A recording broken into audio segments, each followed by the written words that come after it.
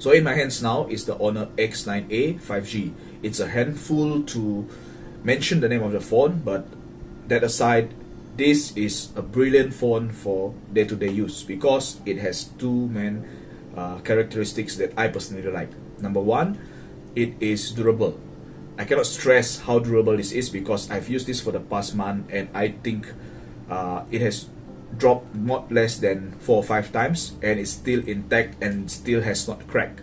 Okay, I've used another brand before, it just fell from the bed, from my bed once, and the whole screen cracked, but this has not. So I don't think the durability can be questioned because HONOR themselves has produced some videos where they actually crack nuts, crabs using the screen of the phone because the screen of the phone is thicker, and that causes the phone to be more durable, the screen to be more durable. So that's a really good thing because that allows me to carry this phone around without worrying it's going to break, and on top of that, I don't need to use a casing. Okay, but in case you are looking for a casing, check out the description below and you can choose casings that you want if you're one of those who love casings. I don't, so I'm just going to use it just like this without the casing. So because it's durable, I don't have to use casings, and because there's no casing, it is more comfortable to use because it has something called the curved screen. Okay, this curved screen is usually found on premium phones made by big brands, but for HONOR, they decided to just put it on this mid-range phone, and it's super comfortable to use. And you know those accidental touches where you actually always tend to hit certain apps or certain buttons because it's a curved screen.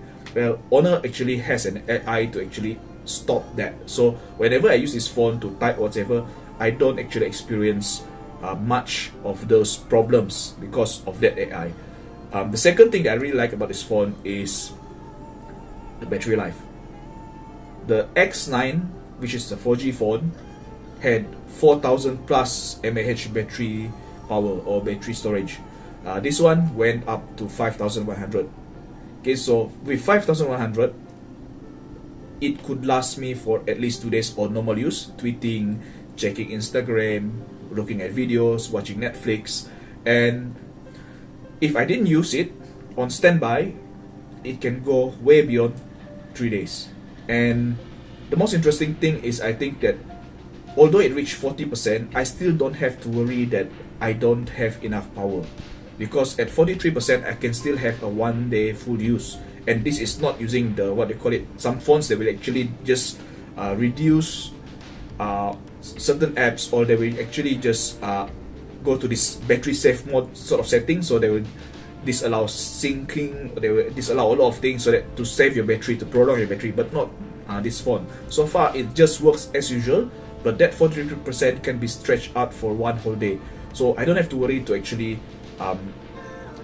go out of the house without a charger, without a power bank, because the battery lasts that long. And to charge it, a brief 30 minutes can give me 2.5 hours. So it's pretty nice, the balance is there. So I think these two things make this phone something that I would love. Okay, something that is desirable for a lot of people, especially those who malas charging lah, like me. Malas mau charging ba.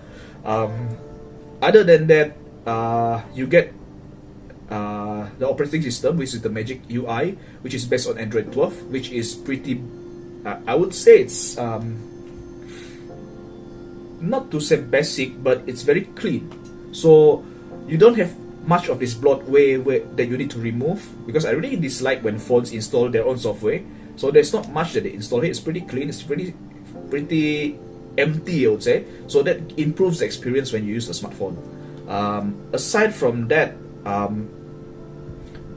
it has 2 ways or 3 ways to unlock the phone. Actually, it's multiple ways, but biometrically, there's 2 ways, which is using the facial recognition and also using the fingerprint. It's pretty fast. I love it. Speakers are pretty clear, but it's only one side, downside firing, which actually doesn't make your experience when watching movies that nice, but I use earphones, so that solves every problem. Gaming is adequate, average, is not something to shout about, because the processor is improved from the X9, but it's not one of the top tier ones. And then, but video watching, movie watching is great because the screen is super clear and it's crisp. I have no complaints about the screen, to be honest with you. No complaints about the screen. The RAM is 13 GB because it has this virtual RAM sort of thing. So it's actually just is it 8 GB of RAM, and then they add on 5 virtual memory if I'm not mistaken. So because they added this RAM, so you actually got 13, which makes it very fast. As you all know, RAM actually speeds up your computer or your smartphone, so that happens to this HONOR X9a 5G. And then another thing that I think was good was the memory. Yes, it's 256 GB memory. So the previous versions or a mid-range phone usually just has 1 to 8 GB, but this one comes with 256 GB. That's more than enough for you to use. I think the two things are very important. I think these two things actually got me very attracted to the phone. And if you want to see the smashing or the tests that I'm doing to prove that the screen is really durable, you can watch the video that I link up there. But other than that, if you want to check out the price, because I don't know the price when I did this video, because I'm not supposed to reveal the price until, or I do not know the price because this video is actually made before the price revealing by HONOR.